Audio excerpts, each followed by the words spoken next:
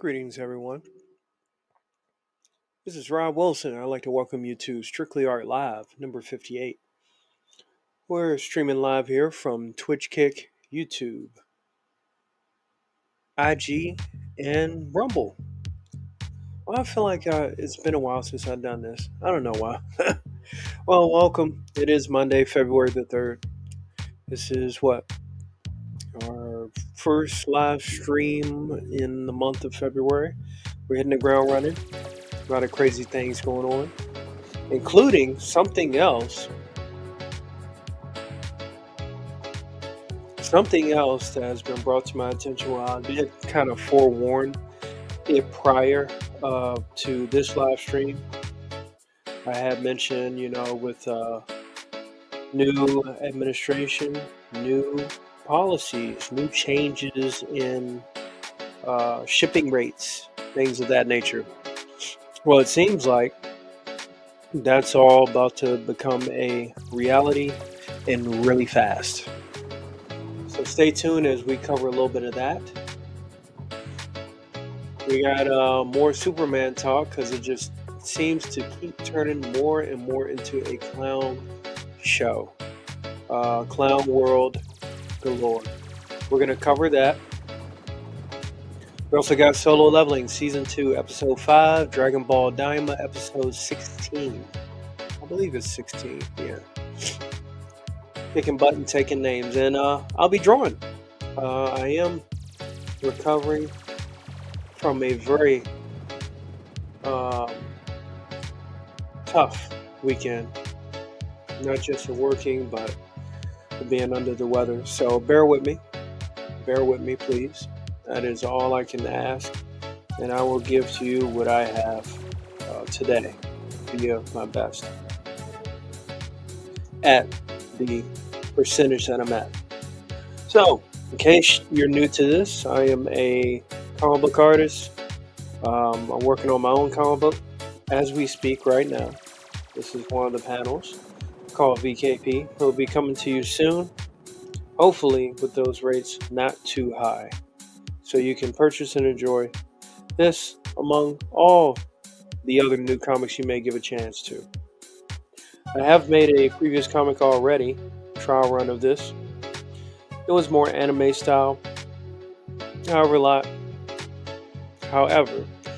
name a few artists in one hand that has taken the time out, maybe years break, to improve their craft,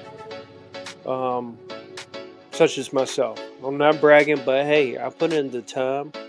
I like the results that I've gotten, and hopefully all of you do as well. I am a big supporter of American style comic book art.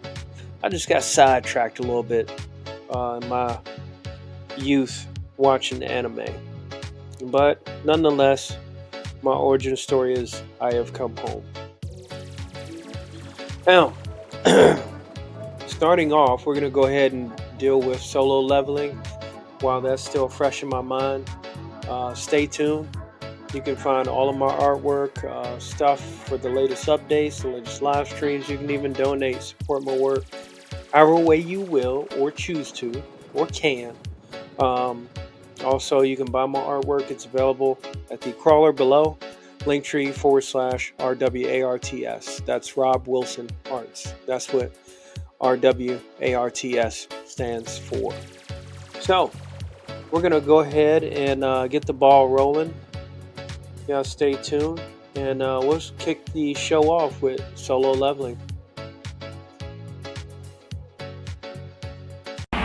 We used to be 4 ordinary teenagers, until one day we met some new friends from out of town. They were called Dinosaurs. My friends and I became the secret scouts, allies to these Dinosaurs from outer space, and joined in their battles against Genghis Rex and the evil Tyrannos.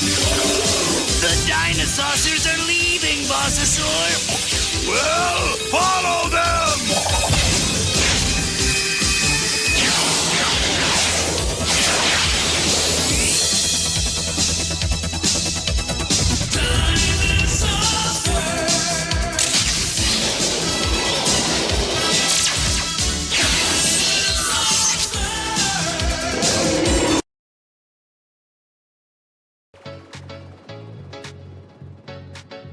And there we go. I hope all of you enjoyed that little quick interlude. One of my favorite cartoons I grew up watching called Dinosaurs. You gotta love that photo pic because after the photo's taken, they're at each other's throats again. And the rivalry, you could just feel it. They're just like ready to tear each other apart. It's like the herbivores versus the carnivores, which is rather interesting. I think most of them are carnivores. Some may not. But yeah, it was a pretty interesting concept. Dinosaurs that were aliens, you know. I forgot how the concept went, where basically either they evolved by the meteorite that struck the Earth and took them out, or they evolved and left before the meteorite hit Earth. So, not sure, but yeah, that's a classic show. All right, so Solo Leveling. Our protagonist, I always say either Jin Sama or Jing Woo, because I always get that wrong. But Jin Sama, he has moved up in the ranks. As far as work, he volunteered as a salvage expert, almost like a Navy diver. He's not a fighting man, he's a salvage expert, from Men of Honor. He has come a long way, and he's amongst some high ranks. So I think it's a little more difficult now that he has, tipped the scales of the rank measurement system. He's starting to take it to a new level, to the where he's able to help people and get to higher rank dungeons thanks to the party. The tough part is trying to ditch the party so he can try to get the biggest, bestest payoff, the biggest treasure without being noticed. And the tough part, as this episode started off, he did get noticed. And unfortunately, because of that, he found ways to negotiate with the chick that found him. She's high rank, although she has like some allergies or something. It was pretty interesting. So let's see here. Hey, what's going on, Marie 642? Welcome. Just covering Solo Leveling for now. So yeah, he manages to talk and walk with her, and now she gets a whiff, kind of like a sniff of his aroma, and she wants to get to know who he is. Maybe it's a familiar essence to a degree. So with that, oh man, I just realized this angle is terrible for this. I should have thought about that before I did it. So yeah, she gets a whiff of him. He introduces himself, and I think she starts doing further inquiry on who is this Jin Sama. And I guess she starts thinking about him in bed. Maybe some new strokes for these folks, if you catch my drift. So with that, they move on to the what is it? It's the actual dungeon where they're salvaging more stuff, because it's a multi-day salvage process. They got to keep digging deeper and deeper into dungeons, and this dungeon, all beknownst to them, seems pretty normal.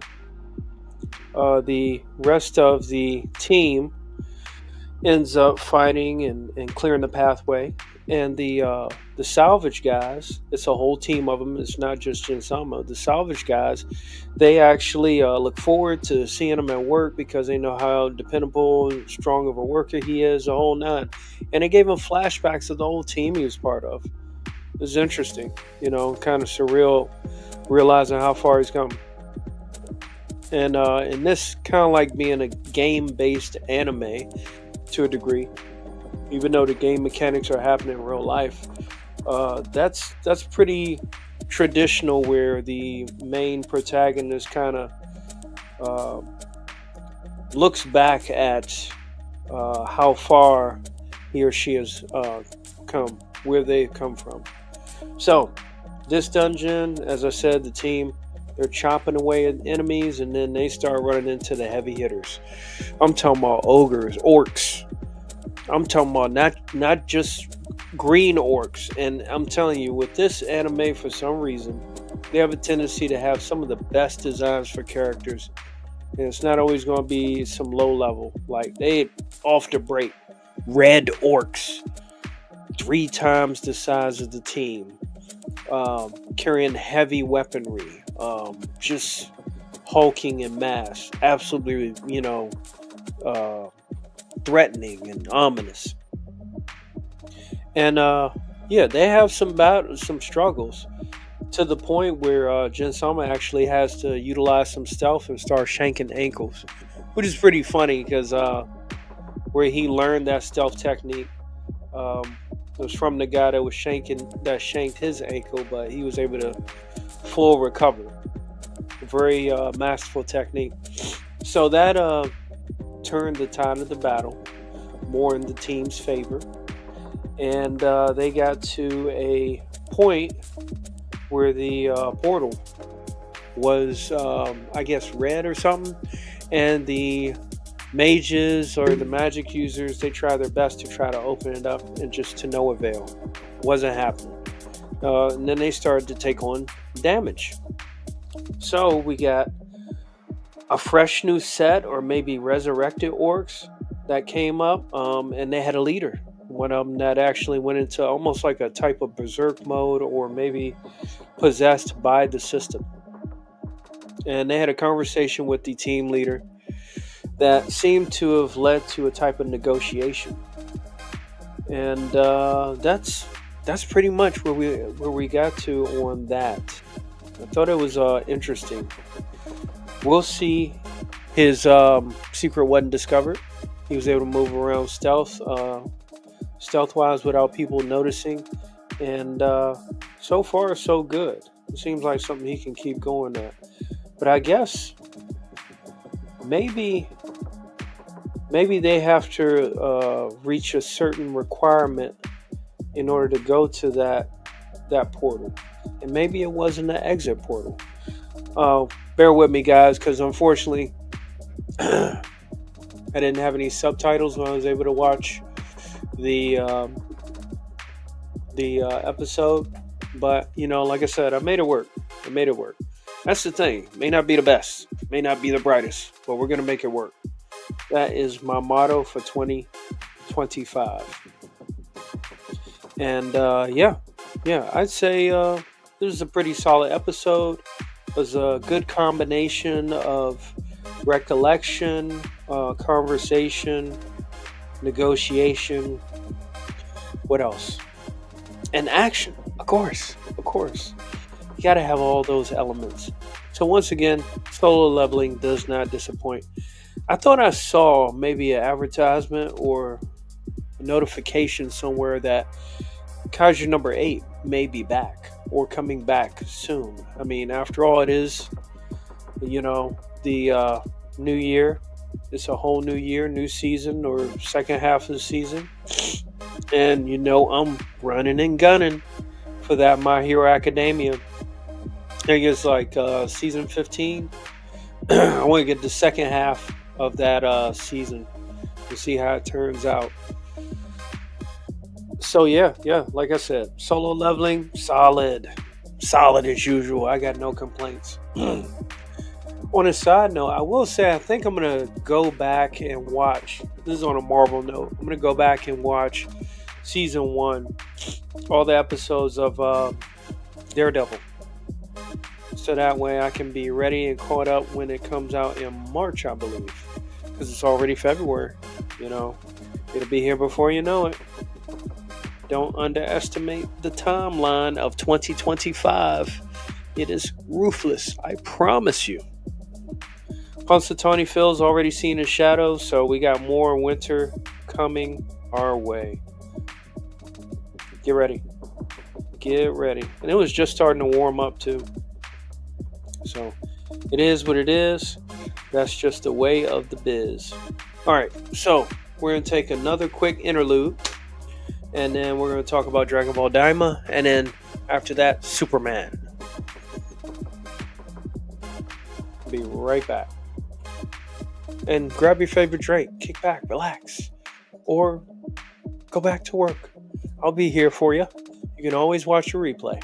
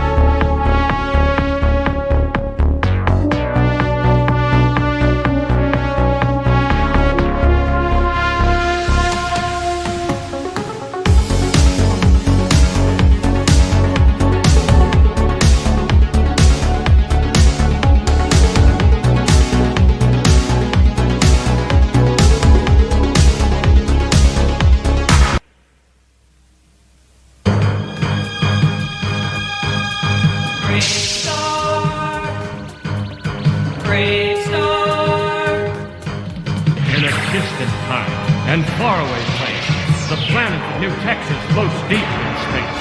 Sky of 3 suns, land of precious ore. The Carrion Rush brought outlaws by the score.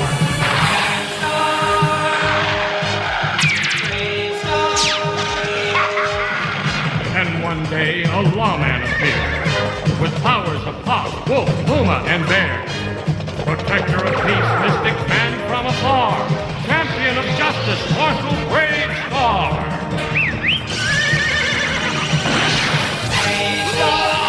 Brave star. Eyes of the hawk, ears of the wolf, brave star. Brave star. Strength of the bear, speed of the puma, brave star. Brave star.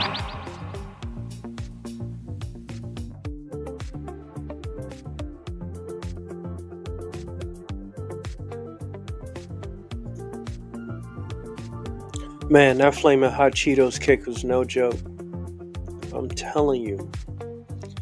Flamin' Hot Cheetos kick courtesy of G from Street Fighter V. Sorry, I had to go there. So yeah, that was another classic called Brave Star. Another one I grew up with. Absolute favorite of mine. I even had the toy when I was a kid. It's ironic too with the horse that could transform into like a humanoid 2-legged position. He was actually reminded me of like a powered up Mr. Ed. You know, Mr. Ed was another classic comedy from Nick at Night. I'm bringing back all the classics here. So, moving on, we got Dragon Ball Daima. The battle continues to get to the palace of the current Demon King, who has Dende, who's a baby infant, and also the other Dragon Ball. unbeknownst to them yet, of course. So they continue to battle on, and they come across, after the big battle from the last episode, episode 15, they come across the imitation Ginyu force. They were quick work. Vegeta volunteered to take them on all by himself, and he was giving them a run for their money until one of them was able to summon huge magic fireballs, and that kind of had Vegeta worried until one of them, as he charged up the even bigger fireball, another team member had a cannon or a Gatling gun who he smacked the barrel into his hand, burned his hand, and destroyed the fireball, in which there were no casualties. So they got rounded up. Quick work. That's how they did it. Quick work. They got rounded up as the Z fighters, baby Z fighters, made their way through the palace, and one of, I don't know, I guess Sakai's half sister or whatnot. I guess she doesn't wear her hair in a bun anymore, unless it's a different one. But excuse me, she presented the eye to the demon's eye to the new Demon King Emperor / ruler, and long story short, he became the new Demon King with enhanced power, size, strength, all that. He's like a legitimate threat now. He's no longer like, Hornswoggle running around throwing fits everywhere. So, in addition to that, who was it? Goku. Yeah, Goku. He goes to the sword guardian of the Dragon Ball, which obviously from previous episodes that we covered, that Dragon Ball is already gone. So he had to learn that the hard way and find out that it was already taken as the battle rages on. I can't really think of any other significant parts besides that. I mean, the evil Kai tried to use Dende as a hostage. The infant Kai cried like a baby because it was an infant. What else to that episode was there that I can remember aside from the fake Captain Ginyu Force? Not much. Yeah, so I guess from that, they're staking all the big stuff on the next episode, which is going to be the big fight, where it's going to be super uber powered up Demon King with the Demon Eye, ready to fight the Z fighters. And me personally, from all the flaws I've seen the baby Z fighters have, I don't think they stand a chance right now. They may be in over the head, but that's what makes it exciting. Insurmountable odds meant to be overcome with the help of hope and the power of family. I mean, friends. Goku's got a lot of friends. We'll see if Han Solo, he betrays them, as I guess he's still working for the evil Kai's sister. That hasn't been really updated. He's pretty much just helping the Z fighters on the surface, but we know otherwise. Let's see here. Trying to think, am I adding too much hatching to this thing? Is this enough? Or is it not enough?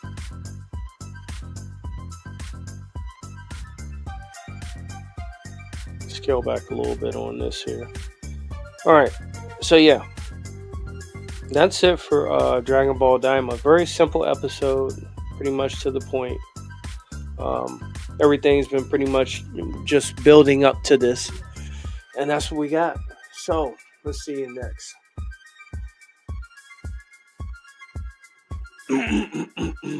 Excuse me. This episode is brought to you by the Madness Entertainment Group. Be sure to check out all their stuff at themag.tv, where they have plenty of amazing comic book artists, writers, aspired comic book artists, and seasoned veterans. Plenty of entertainment and episodes for you to see, your viewing pleasure, and maybe inspire you to become a comic book artist as well. The power is yours at your fingertips. All one needs is the knowledge and application. If you're not sure, I'm living proof of that. So, moving on, we're going into Superman. And I guess we'll juggle Superman and the tariffs. And that should pretty much be, mainly this episode. Because, Superman just can't seem to... we'll get to it. Enjoy this next segment's interlude and see if you recognize this blast from the past.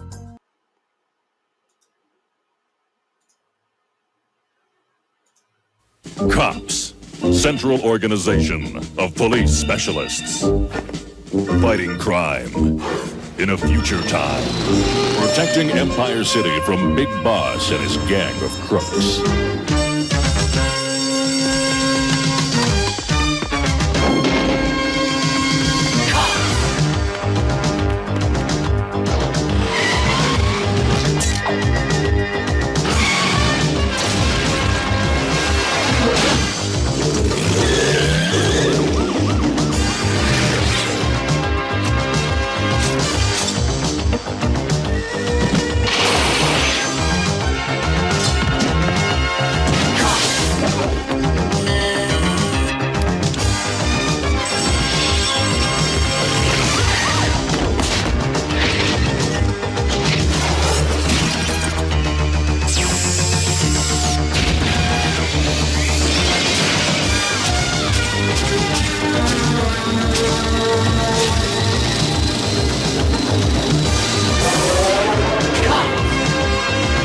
It's crime fighting time.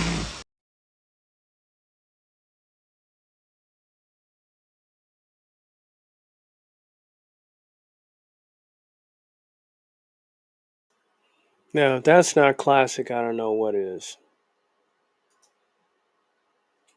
And of course, the chief of police name was, I guess he was the captain, named Bulletproof. It was pretty awesome. I remember I had the toy of Bulletproof. So, as a kid, I clearly did not need every character to look like me. I had one. Also had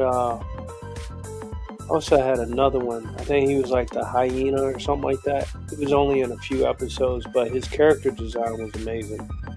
I thought, at least. So, another great cartoon, one that I love and still cherish. Proof that there are still great classics out there, not to be neglected. So, here we are, once again. Hi, Superman. Hi, Warner Brothers. Here's looking at you guys. In fact, let's go ahead and get to the article. This is the Hollywood Reporter. There are many articles out here about this. This one in particular is mine that I'm sharing. So we got it. Warner Brothers Superman rollout threatened by lawsuit over international rights. And let's just go ahead and consider that for a moment, okay? International rights in the midst of what's about to be a tariff war. We know that tariffs, the U.S. has placed tariffs on China, Mexico, and Canada. Canada is a big neighbor. Don't know if it's a good neighbor like State Farm, but clearly State Farm is not good to everyone. Just ask California. But getting back to this, all of this is going on. I believe Superman has a July or June release. It's a shame. So it's going to be a lot of turmoil. We'll see if they can get this over with. But it reads, Warner Brothers Discovery has been sued over the rights to Superman in a lawsuit seeking to block the release of the studio's tentpole film in several countries ahead of its July debut. The estate of Joseph Shuster, the co-creator of Superman, alleges that WBD lost its international rights to the character and story years ago, but continued to exploit them without his permission or compensation. In a complaint filed in New York federal court on Friday, it seeks to share a profit from all the works attributed to the alleged copyright infringement, including Zack Snyder's Justice League, Black Adam, and Shazam. Ouch! That's a lot of back pay. Goodness gracious. In key countries such as Canada, the UK, and Australia. We know that Australia costs a lot of money to ship stuff there. We know that Canada is one of the neighbors that's being tariffed. In fact, Canada is countersuing the U.S., well, not countersuing, but counter-tariffing the U.S. with tariffs of its own. So that tariff war is already in the works. So this is about to be a huge mess. You know, I gotta say, before I continue this article, you just kind of look at that face. I don't want to zoom in too far, but you look at that face right there. That is not the face of hope. It barely is that symbol. I'm sorry. You know, we live in a clown world where the worst mistakes are being made right now. It's a clown world. Just see.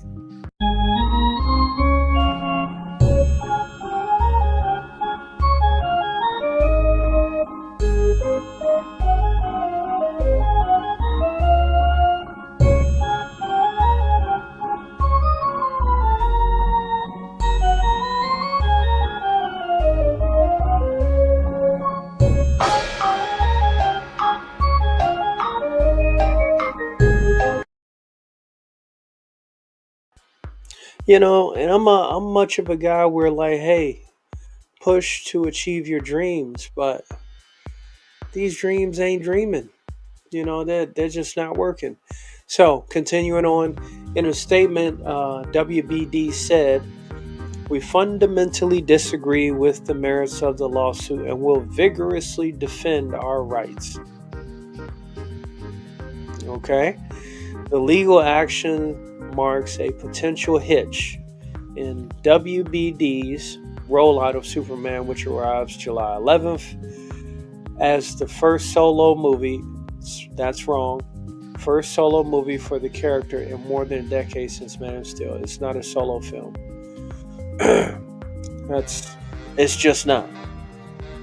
If that's how WB feels about it, they're wrong. Just look at the trailer. It's intended to serve as the cornerstone property of DC Studios.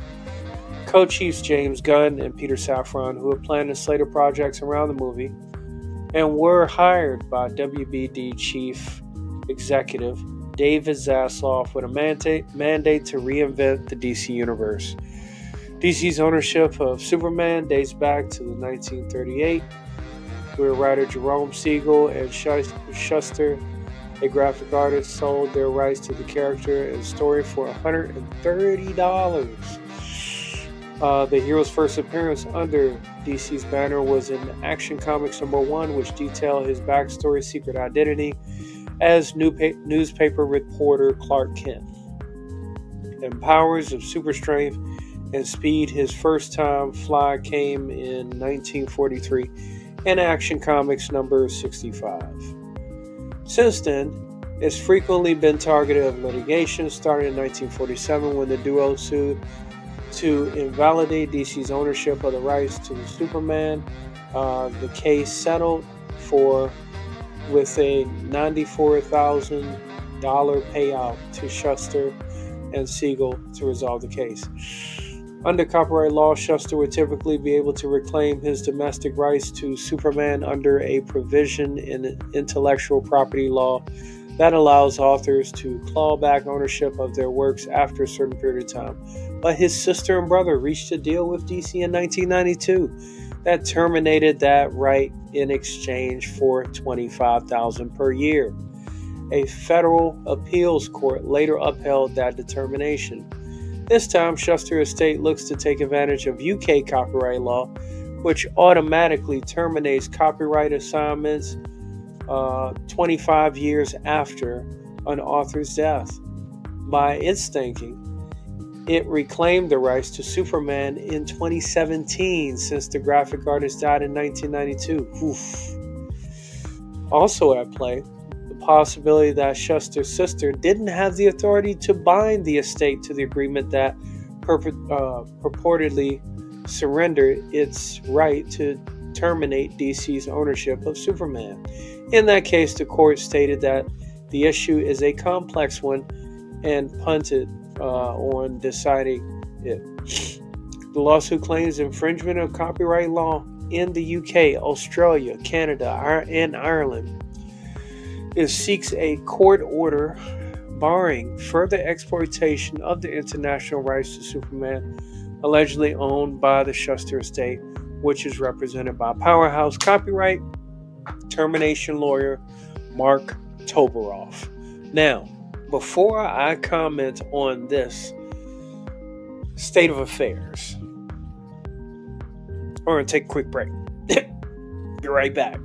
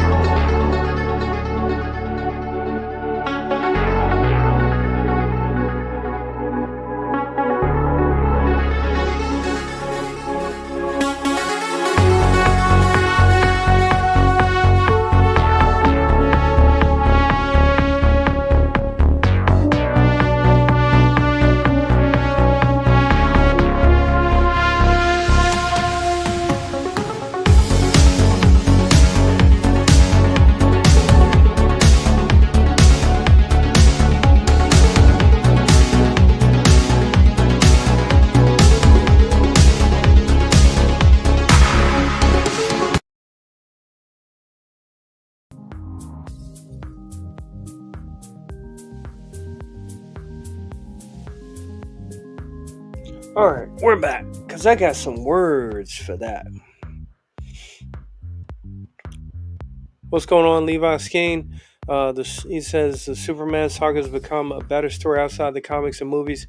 It's more interesting in the future lawsuit than a movie. Absolutely.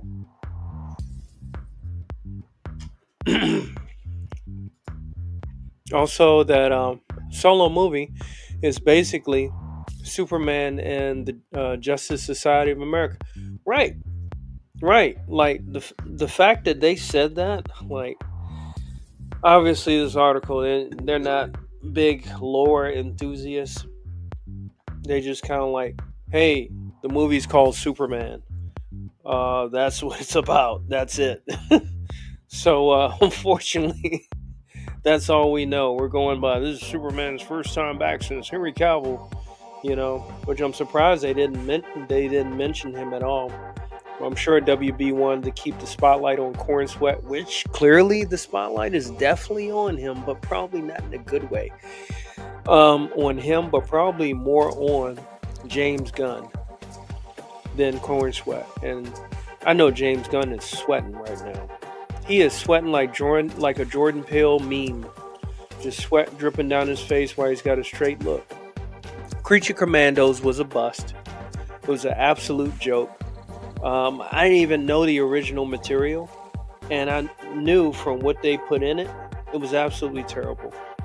You had your classic agendas, your agenda box checking, and it was terrible. A waste of Frank Grillo, a waste of David Arbor as Frankenstein. And yeah, barely anybody else had any substance. It was a waste of G.I. Robot. So, like, we know that James Gunn has a history of taking a Superman-like character, i.e., Black Adam, not Black Adam, but Adam Warlock, and making him retarded. We know. So if that's what he was going to do for Guardians of the Galaxy 3, which was his baby, he did 2 movies of that. And then he did that with the third one with Adam Warlock. Man, you know, it's probably a good thing if this movie doesn't come out.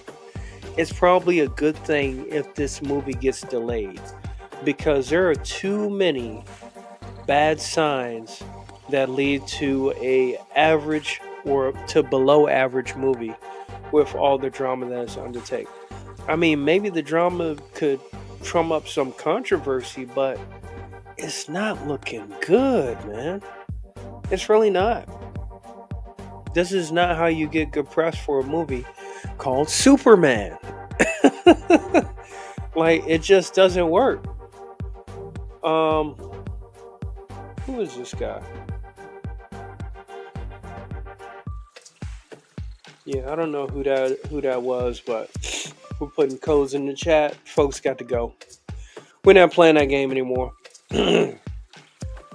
I've dealt with enough scam artists. It's like, look, the scam artists need to start paying me to deal with their bull crap.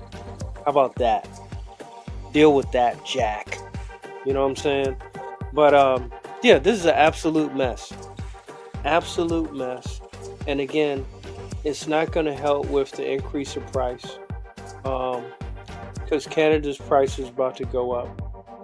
Australia, their price might go up too, because they're already pretty expensive and hard to get to them. So as far as distribution, like, I don't even know how that works, because even going back to Black Adam, what they mentioned? They mentioned it's not just for this movie. They want payback for Superman and Black Adam, which that might be coming out of The Rock's pocket. Oof. And if that's coming out of The Rock's pocket, is that coming out of TKO's pocket? Oof. I don't know. I don't know. You know what I'm saying? It's not looking too good. What else? They said Zack Snyder's Justice League, right? So how is it Zack Snyder didn't get permission to have Superman in the Justice League, but he had permission to have him in Man of Steel? I don't understand that.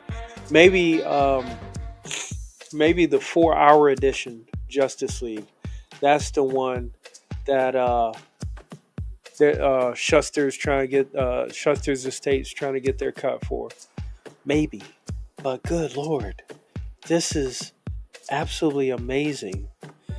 You know, it just kind of reminds me of, I had a clip with Dean Kane's Superman where he landed. He was like, "Is everyone okay? I heard there was trouble."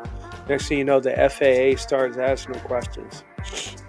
Then the IRS starts asking him questions. Now everybody's got a ticket and a fine for the guy. This is literally what this feels like. This is wild beyond belief. And yeah, we're here. Like I said, it was already kind of a bad omen based on the performance that we were presented. I guess they were like, hey, let's see what sticks. Let's get out as quick as possible, make our money and run. But, the bill comes due, in the words of Baron Mordo, the character that was very underused when it came to Doctor Strange. So, that's oof. Why does it have to be so difficult to make a Superman movie? Consult with the right people. But you imagine? You got to back pay internationally for those movies. So this Superman movie coming up by UK court, and those, I guess, in those particular countries, you got to back pay for not just one movie, 3 movies. Just that one clip of Henry Cavill at the end of Black Adam. You got to pay for that, back pay. And again, is that retro at the rate of then, or will it be the current rate as it is going up? Because we know the bill is increasing with interest as we are in a tariff war. Unfortunately, I gotta start looking at the rates of some of my stuff because, even during COVID, shipping rates were increasing just because of that. This time, it's a whole nother reason. So we'll see. We'll follow up with this as the story continues. I'm not excited for this movie. And as Levi Skeen clearly explained earlier, this, court battle of what the hell's going on, robbing the artists, robbing the creators, robbing the family of the creators, again, across what's about to be 3 movies now. It's wild, man. See, this is the stuff right here of why I would never sell my IP to any big company. I would not want to get compensated for it. No. Let me earn every little penny I can from it, so that way each penny or nickel or quarter or silver dollar is mine, and I can sit back and say, I got one more silver dollar, and I'm not gonna let him catch me, no, not gonna let him catch the midnight rider. Let me be content with that, because all of this, top-notch marketing, high-priced stuff, glitz and glamour, it's not worth it. It's an illusion, just like Hollywood itself. Absolutely amazing, ladies and gents. This article is even worse than I thought. I am flabbergasted that this is the state of Superman. Superman, the character that we grew up loving, is getting taxed to death by taxes. Copyright laws. This is absolutely amazing. The last son of Krypton is about to get hit like never before, not by kryptonite, not by yellow sun. He's about to get hit by tariffs. I'm sorry. How are we here right now? I'm sorry. It doesn't make sense. But this is the nature and the state of things, and what happens when you let things go too far gone. It's not even mass hysteria. It's just straight up clown world, clown show. And then I saw some article where they said Warner Brothers commented, and they said that Corn Sweat in the Superman clip where he was flying, it wasn't CG. Yeah, you know what? Let's go to this. Let's throw some salt in this wound, because this is crazy. This is crazy. Nobody makes a Superman movie and makes fun of him around as long as I'm around. Look at this. James Gunn, the man himself, says new shot of Superman's face is zero CG. Fans say we can tell. Oh my gosh, that's brutal. It's ridiculous. Let me hide that before that starts happening. You know, it's sad that this movie is so busted that I'm looking more forward to Megan 2.0, which I saw the teaser trailer.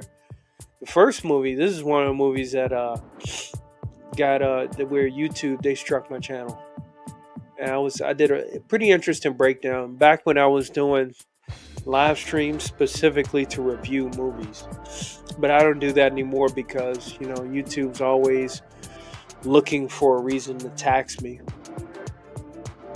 and that's fine. That's what Rumble's for.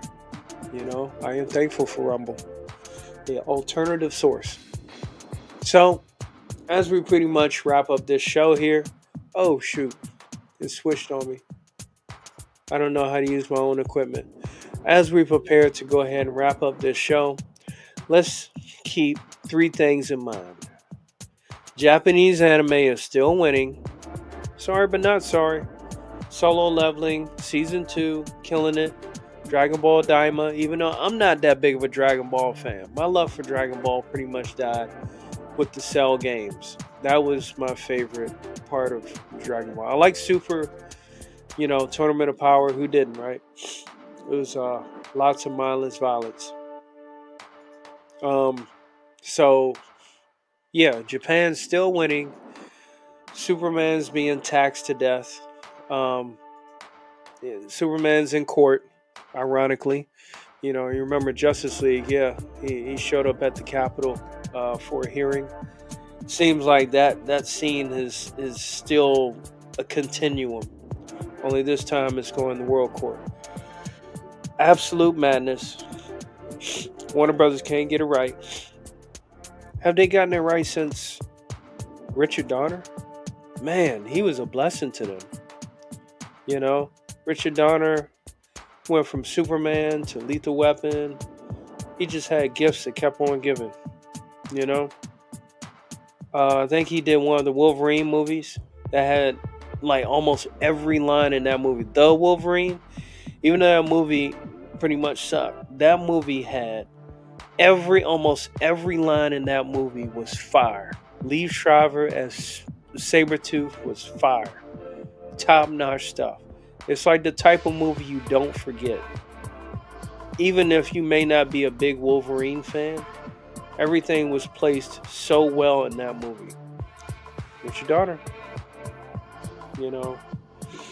And it just goes to show that it's just not the same anymore as far as the talent, skill level, all that great stuff. It is nowhere near what it used to be. It's past its former glory. And unfortunately, well, actually, fortunately, this is why fans make the best stuff. As I've said many times in the past, I will continue to advocate for. I myself am a fan, and, you know, hey, I was telling somebody today about a great idea for a movie where I was saying, hey, if Will Smith wanted to get a stranglehold on this whole entanglement thing, he could have set up and did a movie with his wife, you know, Jada Pinkett, and they could have been like space something. He could have been a bounty hunter, and that was his wife, and they settled down, but she mysteriously left, and come to find out that she slept with an alien or something, and you know, they kind of skirmish between the whole movie while an alien empire or pirates or something are coming after him, and they're fighting to survive, kind of like a Mr. and Smith type of Mr. and Mrs. Smith type of ordeal. You know, only you see both of them on the screen together, and they would probably get a chance to get a lot of that frustration out on the big screen as opposed to just hiding it. And the person I told about that, he thought it was pretty funny. I mean, why not? Because we never seen Will and Jada in a movie together. So, hey, I got great ideas. I don't have enough time or resources to use them all. So the ones that I know I can implement, I'm keeping them close to the chest. The rest of them are for your audio and visual pleasure. As I continue to bring my creative thoughts and brainstorming and ideas to you, the people. Thank you for listening. Thank you for watching. I'm Rob Wilson, ladies and gents, and this is Strictly Art Live number 58 that you have enjoyed. Take care. Catch you next time.